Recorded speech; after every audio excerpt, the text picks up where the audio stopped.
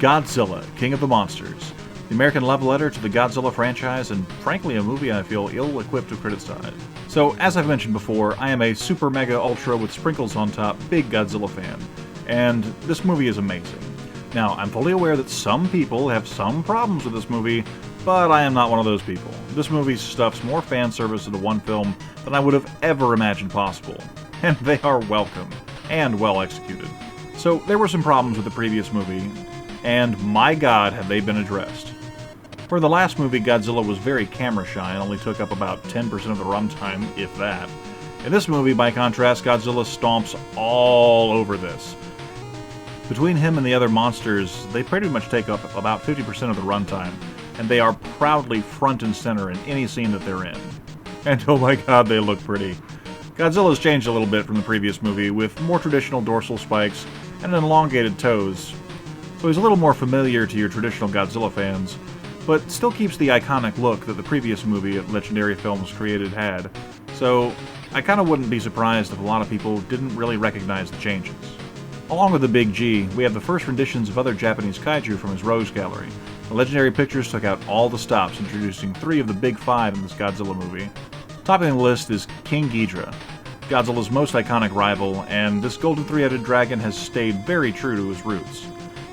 A bit thinner than he normally appears because there's no suit actor involved, he's a much larger in stature and wingspan than previous, and fun fact, each of his 3 heads have a slightly different design. It's very menacing and very cool to watch. Next up is Mothra, definitely more aggressive than she's appeared before. Sporting talons are in adult form, giving her a much more melee-focused look than she's ever had. There's been some complaints about her design, but honestly I like it. Makes her feel more capable of holding her own, and she feels congruent with the other kaiju designs in the film. Last up is Rodan, and he looks pretty much how you would expect. It's cool that his skin has properties of a volcano, which is a nice throwback to the original movie.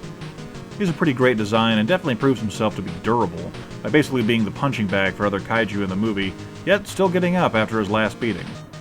So, another issue with the first film was the protagonist. He was pretty ineffective and inept, and previously stated was basically set dressing. The protagonist in this movie, on contrast, is the most capable character ever put to film, unrealistically so in fact. Played by Kyle Chandler, Mark Russell, yes, he had a name, is the Swiss Army knife and is able to read the monster actions at a glance, figure out the acoustics for a machine he hasn't worked on in years, and figure out pretty much any situational problem that comes up from time to time. But he's really only in this movie because of the problems he's having with his family, which, speaking of, his wife, or ex-wife, they never really specify. Dr. Emma Russell, played by Vera Farmiga, is a mad lass who just so happens to think that the best way to save the world is by letting giant monsters run wild around it and effectively destroy the world. Not sure where she got her doctorate, but as for bad ideas are concerned, that is grade A bad right there. And while we're on the subject of her bad ideas, let's talk about the way that she treats her daughter. Played by Millie Bobby Brown of Stranger Things fame, Madison Russell is torn between her 2 parents trying to have a relationship, and it's just not happening.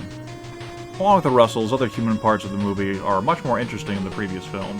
Along with returning characters like Dr. Serizawa, once again played by Ken Watanabe, you have a charismatic villain and eco-terrorist in Alan Jonah, played by Charles Dance, fresh off the heels of Game of Thrones. Though the human aspect of the movie is less relatable than before, it is certainly more interesting, and I feel more invested because of the ludicrousy of the setting, which is honestly what belongs in a Godzilla movie. Now, as for the monster aspect of the movie, what's there to say? It's awesome. There are multiple fights, and practically none of them are obscured by screens. Godzilla rampages and brawls just as savagely as in previous movies, and this time he has a real contender in Ghidorah. And the 2 of them have at least 3 fights throughout the movie. My inner 8-year-old was jumping for joy the entire time. And as much fun and happy thoughts as I was having watching this movie, then something magical happened. The movie implemented remixes of the original Japanese themes for Godzilla and the other monsters.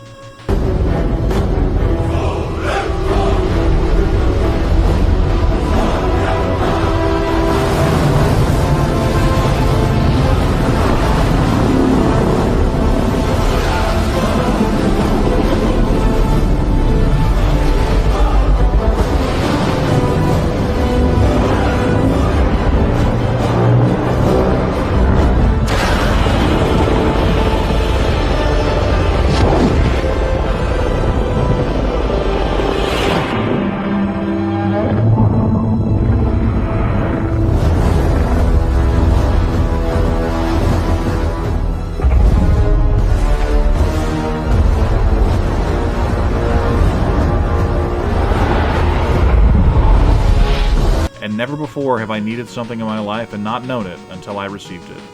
These themes are the things of bliss, and I love it. No, seriously, like, I watched and listened to this soundtrack immediately after the film came out, and I still listen to it from time to time. So, if it isn't super obvious, I absolutely recommend Godzilla, King of the Monsters. But that does come from an incredibly biased place. Still, I think it's one of the best Godzilla films to get started with, and it's well worth the watch. You can stream it online, but you'll have to pay for it, and honestly you can get about the same price from a brick-and-mortar store like Walmart or something similar. And yes, I own this movie. This has been an Uncommon review of Godzilla, King of the Monsters. If you enjoyed this video, feel free to like, share, and subscribe. And new videos come out every Wednesday and Friday, and feel free to leave a comment telling me what movie you'd like me to review next. Or feel free to whisper sweet nothings in my inbox. Anyway, have fun at the movies, and I'll see you next time.